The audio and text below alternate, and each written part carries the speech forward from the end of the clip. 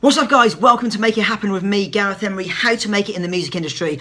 On today's show, how to be authentic, how to finish a track and know when it's finished, and the best way to get inspired. Let's do this.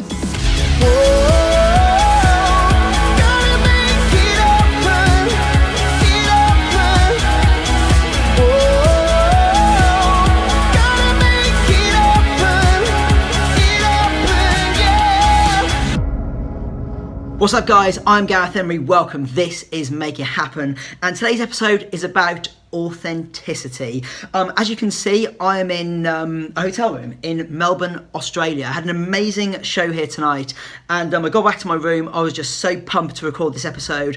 I thought, let's do it. And I don't know what could be more authentic than recording an episode on your iPhone in the middle of the night. So I apologise if the production values today are a little bit off. It is just me with an iPhone, but I have got some true fire for you today. And I think one of the things in the music industry a lot of people, especially people new to it, struggle with is authenticity, how to be yourself. So today I want to talk about authenticity in three forms. Firstly, music. Secondly, your kind of online / media persona. And thirdly, your overall business strategy. Number 1, being authentic in the music that you are making. I'm going to keep this one pretty short. Don't copy or follow other people too much. The biggest mistake people make when writing and producing music is to overly reference what is popular right now. And I know why people do that. You know, if you're a smart person, you think, I'm going to research the market and I'm going to see what people are liking, and then after I've done my market research, I'm going to give them a product that they're proven to like. That is wrong, and let me explain to you why.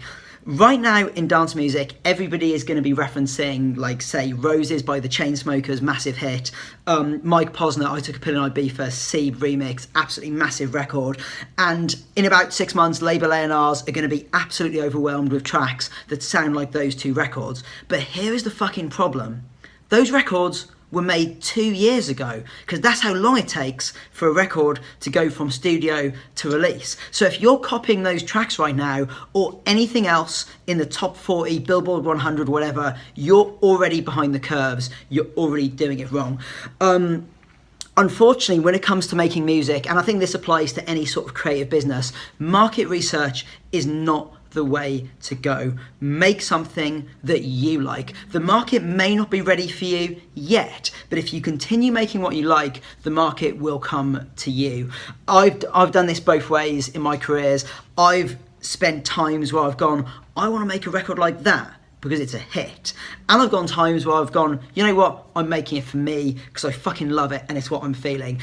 And trust me, the ones that I was feeling did way better than the kind of cynical market research records I was making. So don't focus on other people, focus on yourself, make the music that feels authentic to you. It's the only way to do it. It's gonna work out much better.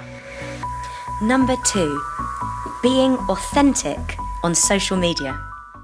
I could talk about this one all day, but I'm gonna keep it quick. Look, just fucking do you and just be yourself. It is easier, it is simpler, and it is better. I know so many artists that don't do themselves, and they kind of think, well, the kids these days like fucking tattoos and they like selfies, so they go and do tattoos and selfies. Or they think the kids like Snapchat, so I'm gonna go and do like fucking 50 snaps a day. And there's nothing wrong with tattoos and selfies and snaps if you're into tattoos and selfies and snaps. But if you're not into these things, don't do them. You'll only make your life difficult. I've got a buddy of mine who kind of presents himself as this ultimate ladies man, and he's kind of known amongst his fans as this sort of womanizing sort of playboy. And he's really not. He's got a girlfriend and he's pretty clean cut and he doesn't even really drink alcohol. So, and every now and again he gets really paranoid because he thinks his fan base are going to discover who he really is and they're not going to want to be his fans anymore.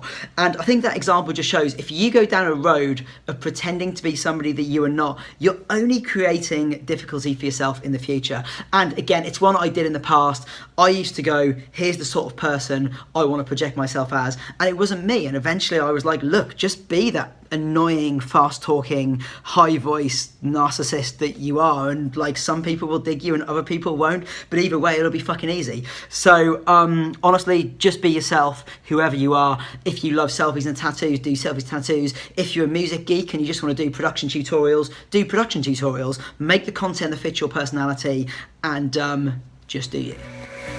Number 3, being authentic in business. The third area I want to talk about is authenticity in your business strategy and goals. Just avoid checklists of things that you're supposed to do. People will say, you've got to have an agent, you've got to have a publisher, you've got to have this social media account, you've got to do this and that. Like, honestly, you don't need to do fucking any of those things. There aren't really any rules in the music business or in any creative business. And I'm going to do a longer episode about this at some point. You can do whatever the fuck you want to do. You just have to have the determination to stay the course and not be put off when people tell you that's not how we do things around here. I've been told many times when trying to do things in the music business, oh, this is not how we do things in the music business. And many times I went, oh, okay, tell me how you do things. Wrong move. The thing you need to do is go, well, I don't really care, because the last time I checked, it was a free fucking world, so I'm going to do it anyway. It works out so much better. The most successful music video I've done in the last few years is one called CVNT5, and some of you may have seen it. It was a complete parody, a satire. It was pretty offensive, and when we were making it, so many people told me, nobody does comedy in dance music. We don't do music videos like this. Go and make a boy meets girl video. We all know how to make those. And instead, I pushed through, despite the fact it was more difficult. I made the video I wanted to make, and it did way better. So just remember, you don't need to do anything to be successful that you don't want to do. Do the shit you're good at, and do the shit you're excited about, and focus your time on those things rather than doing things just because you're told that's what you need to do to be successful. Because the people that tell you that are wrong, and the chances are they ain't fucking successful. And now the questions. At Stelfox via Twitter, how do you feel is the best way to get an artist to hear and approve a remix of one of their tracks? Hey there, Stelfox. I kind of hope your name is a reference to Stephen Stelfox, a character in one of my favourite novels about the music industry, Kill Your Friends. If it's not, go and read Kill Your Friends. Not just you, everybody. It's an amazing book. Best way to get somebody to hear a remix of one of their older tracks, like, you've just got to send it to them. I mean, Twitter is always the best way to get somebody's contact details. So just send them an @message. You may have to do it a few times till they notice you. Saying, hey, I've done a remix of one of your older tracks. I'd like to send it to you, please. Send it to them. If they like it, I'm sure they'll give it an official release because you're doing them a remix for free. If they don't like it, they probably won't. I mean, like many things, right? This comes down to the quality of the remix. If the remix you give them is good, they're going to release it. If somebody does a great remix of one of my old tracks, of course I'm going to release it. Why wouldn't I? It's not costing me anything. Thank you very much. Bring it on. So I think put your focus into making the product, i.e. the remix, incredible, and you'll suddenly find getting it released becomes quite easy. Via email from Jeff Cryle. The time I find to create is when I tend to be worn out and not inspired. How do you do it when you're not in the zone? It's tough, Jeff. I mean, getting that creative sort of juice firing and getting that creative moment is something I think we all struggle with. And sometimes it happens and sometimes it doesn't. I don't think creating when you don't want to create is usually a good thing to do. I think good work comes when you are enthused and you want to be there and you want to be doing it. So I think we take a step back and you look at how you best nurture those times when you want to create. So say for instance you always find you want to create after you've had 3 glasses of wine and a joint. go and have 3 glasses of wine and a joint. For me, it might be working out, exercise, going and walking in a city, having a great dinner with friends. You know, usually I want to create when I'm out of the day-to-day grind of emails and social media and bullshit. So, and this is just for me, right? Your solutions may be completely different. But for me, if I take myself out of that world of admin and bullshit and agents and general music industry crap, and I go and do something completely different, I come back ready to create. I think for all you guys creating out there, you just need to figure out what are the circumstances that create the optimum environment for you to create in, what gets you inspired, and just go and replicate it. You already know what it is because obviously you've created something, so what puts you in a good position to create, and go and do it again. Via Snapchat from @SandyY. Whenever I finish a record, I will compare it to other people and never think that it's sounding as good. Therefore, I never send it to record labels and move on to something else. How do you feel that your track is good enough to be finished? I love questions like this because it's something we all suffer from, and I think I can answer this for you pretty easily.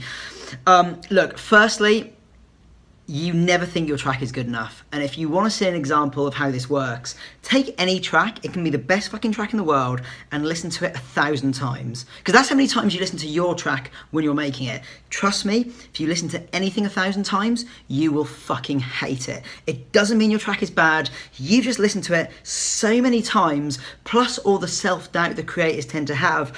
You're just seeing its flaws rather than its good points. So you just have to push through that barrier and realise it probably is pretty decent, otherwise you wouldn't have got to that position in the first place. You're just suffering from severe over-listen. In terms of when to stop tweaking it and to draw a line under it and say this track is finished, that is difficult, and I do think you should work as hard as you can in the later stage of the process, even when you're making pretty incremental tweaks to get a track as good as possible. You do only ever finish a track once. There will only be one finished form of that track, and trust me, it's really annoying when a track is being released and there's something that you didn't quite get right that you wished you'd spent a few more hours and fixed. It will bug you in years to come. So, especially if the track gets big and you keep fucking hearing it. So, I think take a lot of time in the last stages. But the question I usually ask myself is, am I doing anything that will change whether somebody likes the track or not? And remember that most people like a track not based on production, but based on its musical merits. If you're not changing anything that will determine whether somebody likes it or doesn't like it, you're probably just about done. So that's it for today. I hope you've enjoyed this episode from Melbourne in Australia. Big shout out to the Aussies. I'm having a great time here with you. Today's recap: be authentic. Be authentic with the music that you make, your online persona and the personality you project, and your business strategy. Remember, just do you. It is way easier than we make it think. That is Make It Happen. Remember, you can subscribe to the podcast version of this show if you want to get it automatically downloaded and never miss an episode. Just search #Make It Happen in iTunes. There is an audio and a video version. And send me a question for next week's show, Gareth@GarethHenry.com. My name's Gareth Henry. Thank you so much. Make it happen.